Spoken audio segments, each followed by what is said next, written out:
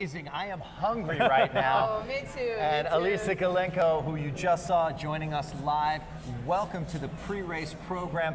Thank you. Let's talk culinary because we talked all sorts of bourbons and gins. And Yeah, there's a craft, handmade movement going on both in cocktails but also in food and restaurant. And you being a private chef, you're a Food Network celebrity competition winner, right? Yes. What sort of trends are you seeing, and what do you really see being the next wave in culinary? So I think that it's very popular right now to mix different cuisines together. You know, some kind Different of genres. Yes, exactly. Yeah. You know, like more fusion, for example, to mix like Italian and Japanese together. You know, some spices from one cuisine, from another sauces from another cuisine.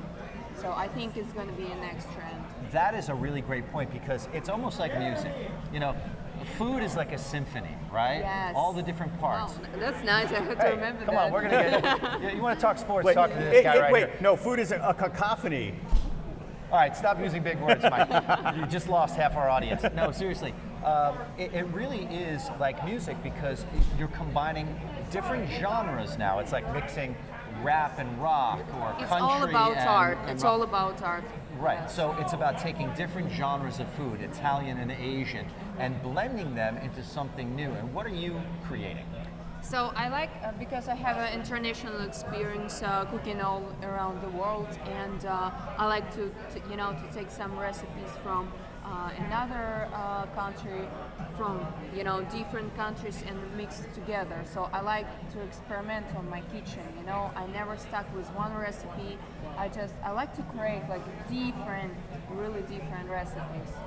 And what are some of your favorite regions of the world and different food profiles? What are your So favorites? I'm Russian, but I think I'm born Italian because I love pasta really so much. Well, I don't know doesn't? why. Yeah, exactly. Right? Yes. I mean, come on, Mike. I love pasta. Exactly. I can eat Pasta, pasta for breakfast, yes. lunch, and dinner. And I can put tomato sauce and marinara sauce on Everywhere, my right? cereal. You know, on my Wheaties, I can Yeah. put marinara Okay. sauce.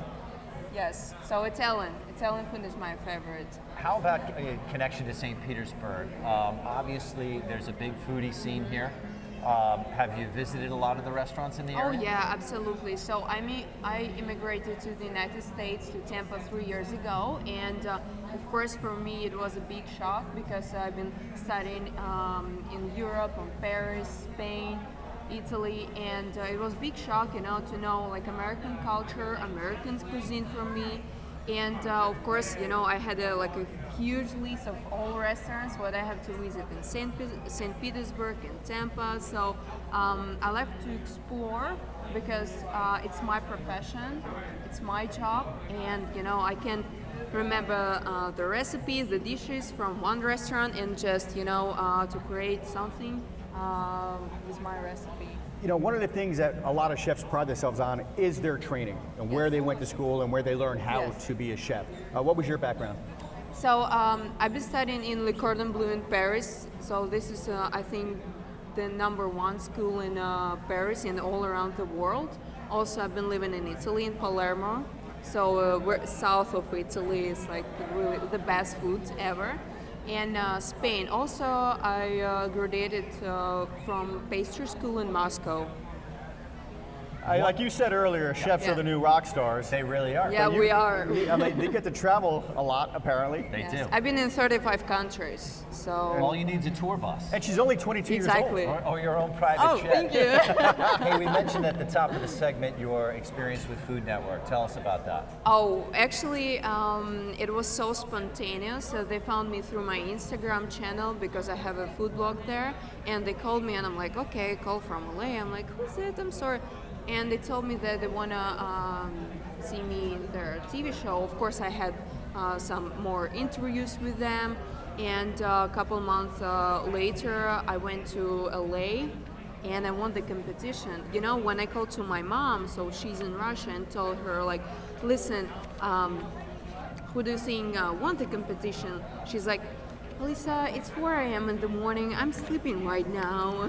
Can we talk tomorrow? I'm like, Mom, come on, wake up. So I did not believe in that because for me as an immigrant, it's very important, And I'm sitting here right now So God willing, God knows what's the best for us. How do you see, you've been all over the world, obviously, how do you see certain regions of the U.S. Really evolving and coming to the forefront in the food world, in the foodie world? Obviously, New York, Los Angeles, Las Vegas has a great culinary scene. How about in Florida specifically, St. Petersburg, Tampa? There's a big movement in all sorts of global cuisine, wouldn't you say? Yes, I think Tampa and St. Pete right now is growing more and more since I moved here, and I think because we have like a Gulf of Mexico, Florida is all about seafood for sure.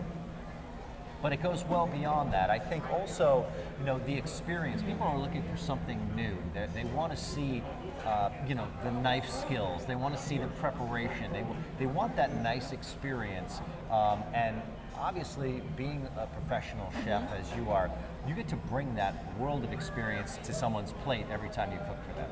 Yes, so I open, guys. I'm a private chef, and I have a lot of people who's my clients, and also they hire me for knife skills and different cuisines, and I'm ready to open with people to share my experience all around the world.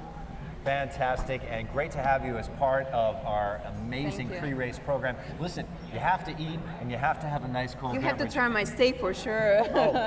We're coming over. Sign me Yeah. up. By the way this show is going, we'll be drunk by noon. Uh-oh. That's hopefully that's what's going to happen. Yeah, we'll see. Chef Alisa Golenko, thank you so much Thank for you so joining much. us. Right now, we're going to go. When it comes to the world of racing, one of the biggest names is Kevin Savoree. He is Green Savoree, promoter of most of the IndyCar races that we have in the United States.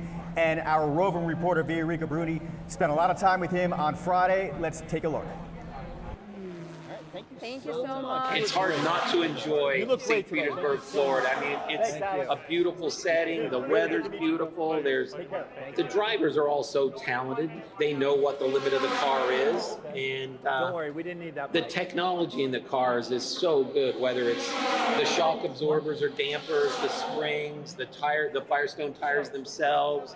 14 months ago, we were here really ready to get going, and that's when the pandemic started and the shutdown started. So literally, we had the track built, ready to go, had to cancel, and then within a week, started working on getting it rescheduled for the season finale at the end of October. I think there was a story out of the Alabama race last weekend that a piece of a tire went over Ryan Hunter-Reay's head, and who knows what the outcome of that had not been had they not had the halo around him now. So again, I think that's what racing is about, is to try to make it a great, safe environment for the competitors. And, we learn every day. St. Petersburg is such a great city. It's hard not to feel good when you're here, right? The sun is shining, the weather's beautiful, great restaurants, lots of, we're in a theater, great performances from, some of the most talented people in the world. It's just such an alive